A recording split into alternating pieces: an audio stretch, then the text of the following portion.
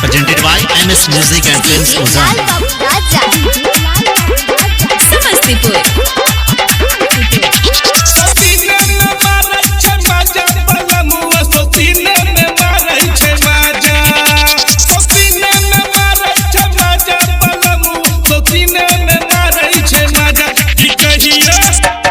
कहियो खोलन छै ई साजा बलमुआ सोतीने में मारै छै माजा कि कहियो खोलन हमर साया बलमुआ सोतीने में मारै छै माजा सोतीने में मारै छै माजा बलमुआ सोतीने में मारै छै माजा सोतीने में मारै छै माजा बलमुआ सोतीने में मारै छै माजा कि कहियो खोल नहीं छै साजा बलमुआ सोतीने में मारै छै माजा कि कहियो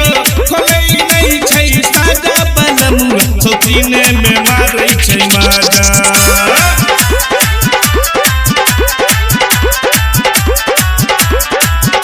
अभी आप सुन रहे हैं MS म्यूजिक एंड फिल्म की शानदार प्रस्तुति। डीजे लाल बाबू राजा समस्तीपुर शादी बियाह से पहले सैया के चल मामला से कहो रोज रोज कर दे छलै सोतीने के भेंट हो शादी बियाह से पहले सैया के चल मामला से कहो रोज रोज करे छलै सोतीने से भेंट हो चढ़ल जवानी में सुखलै अचार देहन दगल कई साजा चढ़ल जवानी में सुखलै अचार देहन दगल कई साजा कि हमरा खोलन कई हो साजा बलमुआ सोतीने में मारै छै माजा कि हमरा खोलन कई हो साजा बलमुआ सोतीने में मारै छै माजा।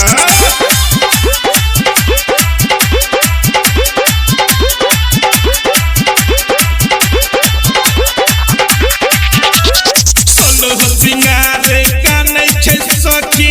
कानै छै रे से जरिया नबीन उजनिया छोड़ के हमरा हो गेलै परदेसिया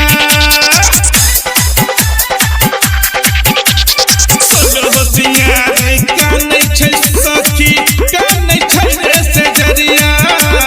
नबीन उजनिया छोड़ के हमरा